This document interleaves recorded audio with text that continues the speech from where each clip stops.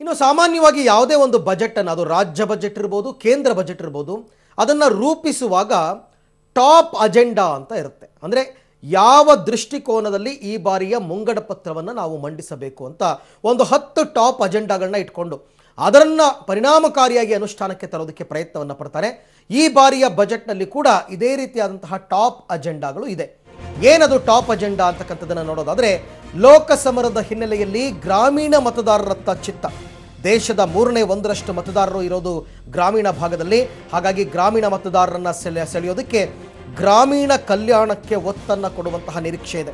ಗ್ರಾಮೀಣಾಭಿವೃದ್ಧಿ ಇಲಾಖೆಗೆ 1.3 ಲಕ್ಷ ಕೋಟಿ ದುಡ್ಡನ್ನು ಕೊಡುವಂತಹ ಸಾಧ್ಯತೆ ಕೂಡ ಈ ಬಾರಿ ಇದೆ. ಇದನ್ನು ಹೊರತುಪಡಿಸಿದರೆ ಕೃಷಿ ವಲಯಕ್ಕೆ ಹೆಚ್ಚು ಆದ್ಯತೆಯನ್ನು ಕೊಡ್ತಾರೆ. ಒನ್ಸ್ ಅಗೇನ್ ಇದು ಕೂಡ ಗ್ರಾಮೀಣ ಅಭಿವೃದ್ಧಿಗೆ ಸೇರಿಕೊಳ್ಳುತ್ತೆ. ಬರೋಬ್ಬರಿ 1 ಲಕ್ಷ ಕೋಟಿಯ ಪ್ಯಾಕೇಜ್, ರೈತರ ಖಾತೆಗಳಿಗೆ ನೇರ ನಗದು ವರ್ಗಾವಣೆಯ ಯೋಜನೆ ಇರುತ್ತೆ ಅಂತಕ್ಕಂಥ ನಿರೀಕ್ಷೆ ಇದೆ. ಮೂರನೇದು ಉದ್ಯೋಗ ಸೃಷ್ಟಿಯ ಭರವಸೆ. ಉದ್ಯೋಗ ಅಂತಂದರೆ ಎಲ್ಲರಿಗೂ ಕನಿಷ್ಠ ಆದಾಯ ಅಂತಕ್ಕಂಥ ಭರವಸೆ ನೀಡಿದ ಕಾಂಗ್ರೆಸ್ಗೆ ಬದಲಿಯಾಗಿ ಇದು ಹೊಸ ಯೋಜನೆ. ಇದಕ್ಕೆ 7 ಲಕ್ಷ ಕೋಟಿ ಹಣ ಬೇಕು. ನಿನ್ನೆ ಬೇರೆ ಕಳೆದ 45 ವರ್ಷಗಳಲ್ಲೇ ನಿರುದ್ಯೋಗ ಪ್ರಮಾಣ ಹೆಚ್ಚು ಎಂಬ ವರದಿ ಬಂದಿರತಕ್ಕಂಥ ಹಿನ್ನೆಲೆಯಲ್ಲಿ ಇದು ಕೇಂದ್ರ ಸರ್ಕಾರವನ್ನು ಕಂಗೆಡಿಸಿದೆ. ಆದರೆ ನೀತಿ ಆಯೋಗ ನಾವಿನ್ನೂ ವರದಿಯನ್ನೇ ಬಿಡುಗಡೆ ಮಾಡಿಲ್ಲ ಅಂತ ಹೇಳ್ತಾ ಇದೆ. ಹಾಗಾಗಿ ಉದ್ಯೋಗ ಸೃಷ್ಟಿಯ ಭರವಸೆಯನ್ನು ಕೊಡುವಂಥದ್ದು, ಆ ಮುಖಾಂತರ ಯುವ ಜನತೆಯನ್ನು ಸೆಳೆಯುವಂಥದ್ದು ಮೋದಿಯವರ ಪ್ರಮುಖ ಅಜೆಂಡಾ.